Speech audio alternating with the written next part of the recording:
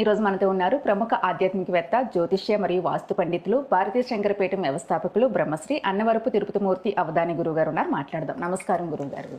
ఓం శ్రీ మహాగణాధిపతయే నమః. గురుగారు, శత్రువులు చాలా విపరీతంగా ఇబ్బంది పడుతున్నారు. ఏ పని చేసుకోనివ్వట్లేదు. అలాగే భూములు కూడా మన భూముల్ని ఎవరో వచ్చి స్వాధీనం చేసుకోవడం కానీ, భూములకు సంబంధించి రకరకాల గొడవలు పడుతున్నాము, సరైన రేట్లు రావట్లేదు, మా ఆస్తులు వేరే వాళ్ళు తీసుకుంటున్నారు. ఇలాంటి విషయాలపైన ఎవరైనా బాగా ఇబ్బంది పడుతుంటే అలాంటి ప్రాబ్లమ్స్ నుంచి బయటపడాలంటే ఎలాంటి పరిహారాలు చేసుకోవాలి? తప్పకుండా అమ్మా. భూమిర్భూమ్నా ద్యౌర్వరిణాంతరిక్షం మహిత్వా అని మనకు వేదంలో చెప్పబడి ఉన్నది. భూమికి సంబంధించిన విషయంలో మన దాని మీద వేరే వాళ్ళు వచ్చేసేసి ఇది నాది అని కబ్జా చేసేసుకుంటూ నానా రకాలుగా ప్రక్రియలు చేస్తూ ఉంటారు. ఇక సంబంధం ఉన్నా లేకపోయినా మనది మనం తెచ్చుకోవాలని చెప్పి కోర్టుకు వెళ్ళి 10 సంవత్సరాలు గడుస్తున్నప్పటికీ కూడా అది తేలకుండా అలానే ఆగిపోతుంటుంది. అటువంటి వాటికి ప్రత్యేకంగా కుజుడికి చేసే కొన్ని ఆరాధనలు విశేషంగా ఉంటాయండి. కుజుడు భూమి సంబంధకారకుడు. కనుక కుజుడికి కొన్ని ప్రత్యేక పర్వదినాలు ఏదైనా ఉన్నాయి అనుకున్నప్పుడు ఆ సమయంలో కుజుడికి చేసేటువంటి ప్రక్రియను, అందులో ఇంకా చెప్పాలంటే ఇప్పుడు కుజుడు మంత్రిగా ఉన్నాడమ్మా. నవనాయకులలో ఈ విశ్వావసాన సంవత్సరానికి మంత్రిగా కుజుడు ఉన్నాడు. కాబట్టి ఈ సమయంలో ఎవరికైనా నిజంగా ఈ శుక్ర నక్షత్రంలో జన్మించిన వారికి, చంద్ర నక్షత్రంలో జన్మించిన వారికి, కుజ నక్షత్రంలో జన్మించిన వారికి, అలా ఎవరికైనా కనుక భూ సంబంధంగా ఇబ్బందులు పడుతున్నారు అనుకునేటువంటి వాళ్ళు ఈ వైశాఖ మాసంలో రేపు 7వ తారీఖు జ్యేష్ఠ నక్షత్రంతో కూడినటువంటి మంగళవారం వచ్చిందమ్మా. జ్యేష్ఠ నక్షత్రంతో కూడినటువంటి మంగళవారం వచ్చింది. ఆ రోజు నాడు ప్రతి ఒక్కరూ ఎంత అంటే ఈ భూమికి సంబంధించిన విషయంలో తనది తాను అనుభవించలేక వేరే వాళ్ళు వచ్చి కబ్జాలు అడుగుపెట్టి వాళ్ళని పంపించలేక కోర్టులకు వెళ్ళి నానా రకాల యాతనలు పడి అగచాట్లు పడేటువంటి వాళ్ళకి విముక్తి కలుగుతుందమ్మా. ఆ 7వ తారీఖు పంచమి వెళ్ళిపోయి షష్ఠి కూడా వస్తుంది. సాయంత్రానికి ఉదయం సూర్యోదయానికి పంచమి ఉంది, సూర్యాస్తమానికి షష్ఠి ఉంది. ఈ పంచమి షష్ఠి సమన్వయంలో జ్యేష్ఠ నక్షత్ర విధానంలో మంగళవారం రావడం చాలా అద్వితీయం. ఆ సమయంలో కుజుడికి త్రిరావృత పాశుపత శాంతి అని ఉంటుందమ్మా. కొన్ని రకాలుగా ఉండేటువంటి సమిధలు వాటికి ఉంటాయి. ఈ చంద్ర అని కొన్ని ప్రత్యేకమైన సమిధలు ఉంటాయి. ఆ సమిధలతోటి విశేషమైన మూలికలు ఉంటాయి. ఆ మూలికల్లో మీ అందరికీ తెలిసినటువంటిది ఒకటి కరక్కాయ ఉంటుందమ్మా. ఈ కరక్కాయ ఇటువంటి మూలికలు కొన్ని ఉంటాయి. ఆ మూలికల్ని తీసుకొని ఆ అంగారకుడికి సంబంధించినటువంటి మూలమంత్రంతో పాశుపత విధానాన్ని కనుక చేసినట్లయితే ఖచ్చితంగా వాళ్ళు ధర్మయుక్తంగా అది నాది అనుకున్న దాని మీద వేరే వాళ్ళు వచ్చారంటే మాత్రం నేను బయటపడిపోతాను అందులో నుంచి. అంతటి అద్భుతమైన శక్తి భగవంతుడు కూడా. నిత్య నైమిత్తిక విధానాలు 2 ఉంటాయి ఇప్పుడు కూడా. నిత్యము అంటే 360 రోజులు, నైమిత్తికము అంటే కొన్ని సమయాలలో మనం అనుభవిస్తున్నటువంటి సమస్యల నుంచి ధర్మయుక్తంగా ఉండి ధర్మ పోరాటం చేస్తూ అందులో నుంచి బయటికి రాలేకపోతున్నాము అన్నప్పుడు దానికి ప్రత్యేకంగా ఒక ఆరాధన చెప్పబడేటువంటిది నైమిత్తికం. ఇప్పుడు నవరాత్రులని, దసరా నవరాత్రులు ఇలా వచ్చేటువంటిది కూడా నైమిత్తికం. 1 రోజు, 3 రోజులు, 5 రోజులు, 7 రోజులు, 9 రోజులు, 10 రోజులు ఇలా వస్తాయి అవి నైమిత్తికం అనేటువంటివి. ఆ నైమిత్తిక విధానాల్లో విశేషంగా వసంతే నర్తునా దేవా వసవస్త్రివృతా స్తుతం రథంతరేణ తేజస హవిరింద్రేవయో దధో అని చెప్పి వేదంలో చెప్పబడి ఉంది. వసంత మాసము అనేటువంటిది చాలా విశేషమైనటువంటిది. వసంత ఋతువు అంటారు మీరు. ఇది వసంత మాసము. ఈ వసంత మాసము అనేటువంటిది చాలా విశేషమైన అనేటువంటిది ఒక పదం ఉంది.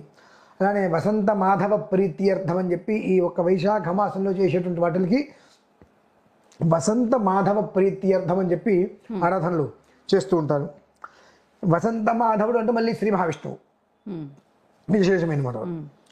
ఈ వసంత మాధవ కాలంలో బహుళ పక్షమునందు అంటే అమావాస్యకి ముందు పౌర్ణమి అయిపోయిన తర్వాత 5వ రోజు వచ్చేటువంటి పంచమి ఏదైతే ఉంటుందో అది జ్యేష్ఠ నక్షత్రయుక్తంతో భౌమవార ప్రయుక్తంతో కలిసి రావడం అనేటువంటిది ఇటువంటి వారందరికీ కూడా చాలా విశేషమమ్మ.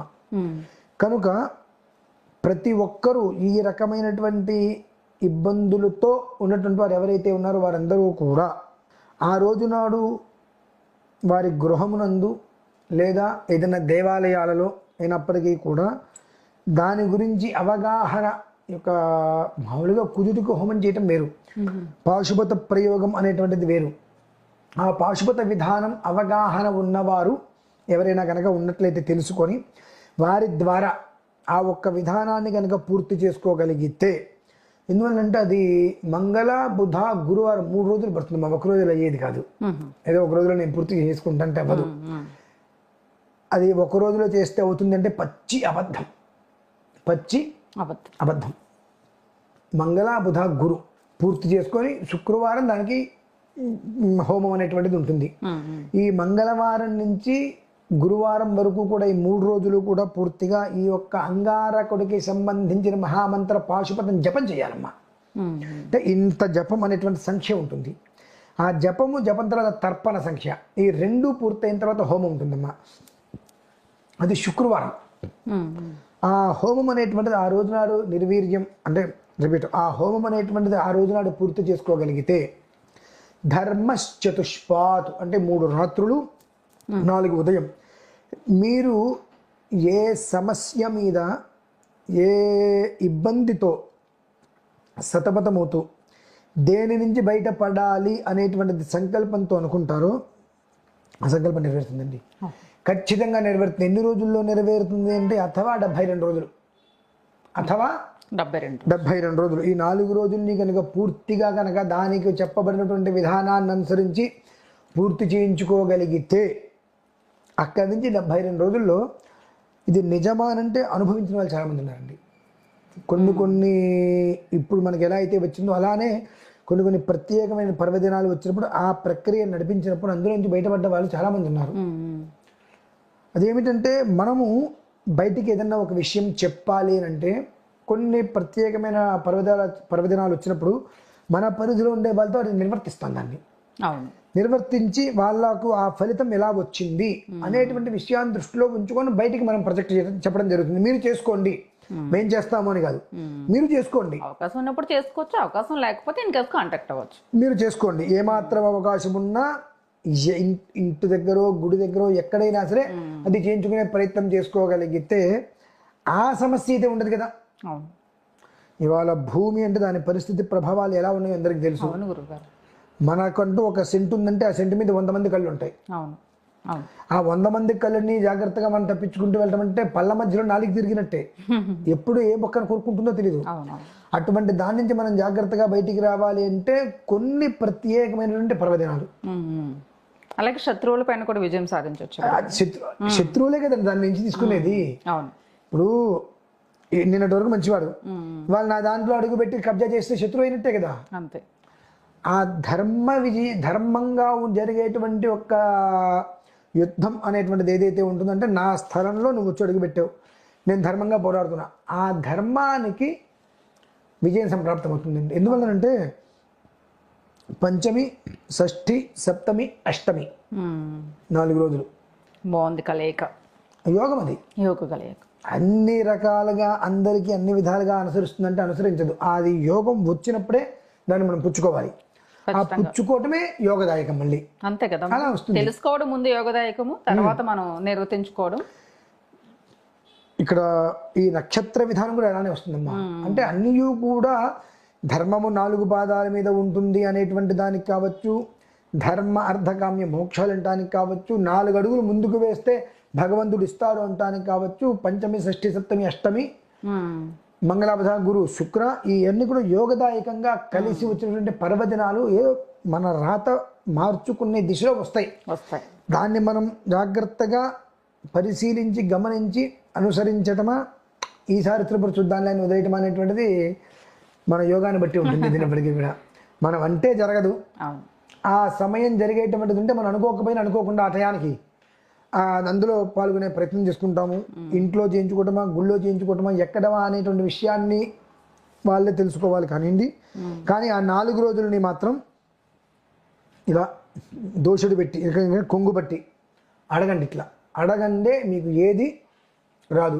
అడిగితేనే కష్టం, అడగండి అసలు రాదు. కాబట్టి ఆ కొంగు బట్టి ధర్మం, నా వస్తువు మీద ఎవరో అడుగు పెట్టారు, నేను ధర్మంగా నేను అర్థిస్తున్నా, నా వస్తువు నాకు ఇప్పించు తండ్రి అంటే ధరణి గర్భ సంభూతం అని చెప్పి ఆయన శ్లోకం కూడా ఉంది కదండి. అలానే కుజుడికి అధిష్టానం సుబ్రహ్మణ్యేశ్వరుడు, కుజుడికి అధిష్టానం సుబ్రహ్మణ్యేశ్వరుడు. అదే మంగళవారము, అదే జ్యేష్ఠ నక్షత్రము, అదే పంచమి, సాయంత్రానికి షష్ఠి వచ్చేసేసింది సంధ్యా సమయానికి.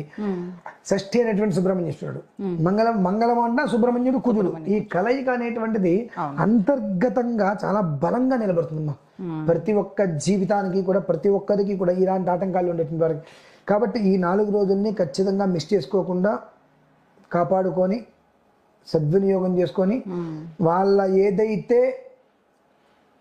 మనస్సులో బాధతో ఇబ్బందులు పడుతూ బాధ తొలగిపోవాలని చెప్పి సంకల్పం చేసుకున్నారో అందులో నుంచి బయటకు వచ్చి ప్రశాంతమైన జీవితాన్ని వాళ్ళు అలా కుంగుబట్టి అడిగేటువంటి సుదినం. చాలా అద్భుతమైన కలయిక. ఖచ్చితంగా ఇలాంటి ప్రాబ్లమ్స్ ఉన్న వాళ్ళు మాత్రం ఖచ్చితంగా ఉపయోగించుకోవాలి. శత్రువులపైన విజయం కానీ, భూ వివాదాల్లో బాగా ఇబ్బంది పడుతున్న వాళ్ళు కానీ ఖచ్చితంగా ఈ రోజును వినియోగించుకుంటే ఎటువంటి సందేహాలు ఉన్నా కూడా, అలాగే గురువుగారితో జాతకరీత్యా ఏదన్నా మీరు సలహాలు సూచనలు చెప్పించుకోవాలనుకున్నా, తెలుసుకోవాలనుకున్నా కూడా ఈ వీడియోలో వస్తున్న నెంబర్కి మీరు కాంటాక్ట్ చేసి డీటెయిల్స్ అన్ని తెలుసుకోవచ్చు. నమస్కారం గురువుగారు.